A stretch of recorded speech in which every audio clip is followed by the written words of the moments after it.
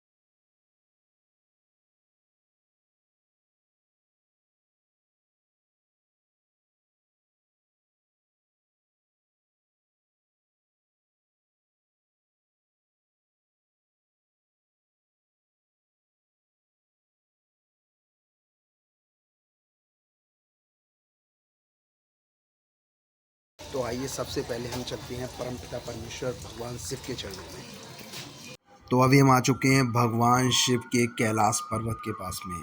तो जहाँ पर भगवान शिव हैं वहाँ पर शक्ति भी होंगी, क्योंकि शिव के बिना शक्ति अधूरी और शक्ति के बिना शिव।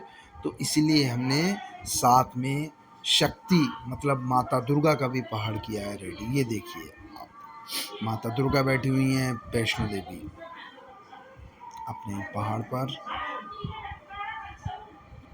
तो आइए शुरू करते हैं भगवान श्री कृष्ण की प्रथम लीला, कारागार लीला। जब भगवान श्री कृष्ण का जन्म हुआ तो कारागार में सभी लोग सो गए और कारागार के दरवाजे अपने आप खुल गए, जिसे मामा कंस ने बांध रखा था। उसके बाद में भगवान श्री कृष्ण का जन्म हुआ और वो पालने में झूला झूल रहे हैं। उसके बाद में पूतना, जो एक राक्षसनी थी जिसने भगवान श्री कृष्ण को मारने के लिए सोचा, और वो पूतना बध कहलाया। इसके बाद में पूतना बध, ये देखिए आप, जैसे ही भगवान आगे बढ़ रहे हैं पूतना की चीखें निकल रही हैं। भगवान श्री कृष्ण ने पूतना के लिए मारा। भगवान श्री कृष्ण के जीवन की सबसे लोकप्रिय घटनाओं में से एक गोवर्धन पर्वत उठाना। जब इंद्र ने अपने आप के लिए सब कुछ सबसे बड़ा समझना चाहा तो भगवान ने उनका घमंड चूर किया। उसके बाद में कालिया मर्दन।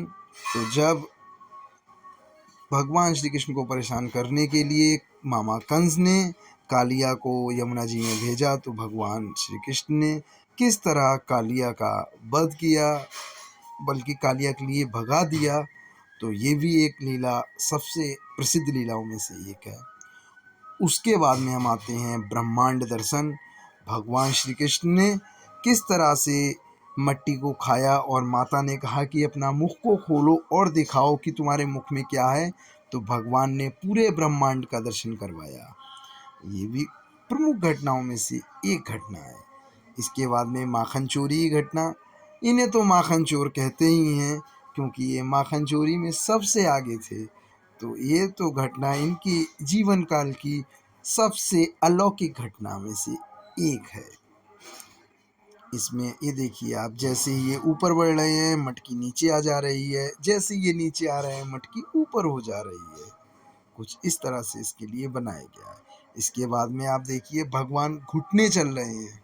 भगवान देखिए, ये देखिए ये प्रभु घुटने चल रहे हैं आपके सामने। देखिए किस कला का यूज किया गया है इसे बनाने के लिए, सबसे बड़ी चीज़ ये है। अब इसके बाद में इनकी एक और माखन खाने की घटना देखिए आप, किस तरीके से मटकी अपने आप नीचे आ रही है, माखन प्रभु खा रहे हैं। जैसे ही हाथ नीचे आ रहा है मटकी ऊपर हो जा रही है, हाथ ऊपर जा रहा है मटकी नीचे हो जा रही है। ये बहुत ही प्रमुख घटनाओं में से एक घटना है। देखिए राधे राधे बोलना पड़ेगा सभी लोगों को, बोलिए राधे राधे, जय श्री कृष्णा। अब इसके बाद में हम आएंगे द्रौपदी के वस्त्र हरण। जब पांडव द्वैत सभा में हार गए थे तो उन्होंने, कौरवों ने द्रौपदी जी के वस्त्र हरने की कोशिश की, तो जिसके साथ में भगवान श्री कृष्ण, जिस जा पे कृपा कृष्ण की होए ता पे कृपा करे सब कोई, तो वो वाला हिसाब है, भगवान श्री कृष्ण ने साथ दिया। इसके बाद में ये जो द्रौपदी का वस्त्र हरण हुआ, उसी के कारण ये युद्ध हुआ, महाभारत का युद्ध जिसे बोलते हैं। उसमें सबसे भयंकर जो युद्ध हुआ वो कर्ण अर्जुन का युद्ध हुआ। तो आप देख सकते हैं कि कर्ण अर्जुन का युद्ध किस तरह चल रहा है। जब अर्जुन का रथ आगे आ रहा है तो कर्ण का रथ पीछे हो रहा है, और जब कर्ण का रथ आगे आ रहा है तो अर्जुन का रथ पीछे हो रहा है। कभी कभी दोनों रथ आपस में टकरा भी रहे हैं। कितना सुंदर वर्णन किया गया है। इसके बाद में ये देखिए यमलार्जुन उद्धार। भगवान को जब उनकी माता ने ओखल से बांध दिया, तो ओखल से बांधने के बाद में भगवान श्री कृष्ण ने जो दो पेड़ थे यमला और अर्जुन नाम के, उन दोनों को मुक्त किया उनके जीवन काल से, क्योंकि उन्होंने पिछले जन्म में श्रापित थे पिछले जन्म के, तो इस जन्म में उनके लिए उन्होंने श्राप से मुक्त किया, और वो दोनों यमला और अर्जुन पेड़ योनि से मुक्त होकर परम परमेश्वर के धाम के लिए प्राप्त हुए। इसके बाद में आप देखिए ये है वस्त्र हरण की घटना।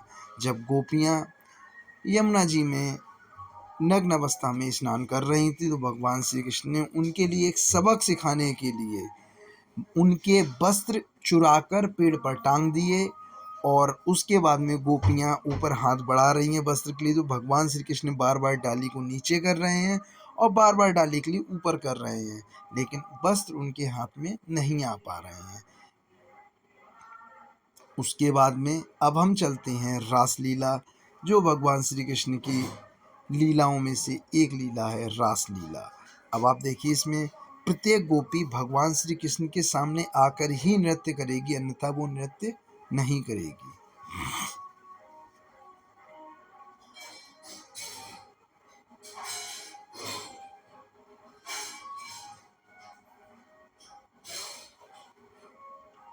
अब इसके बाद में हम चलते हैं राजा शिवी की दान परीक्षा पर।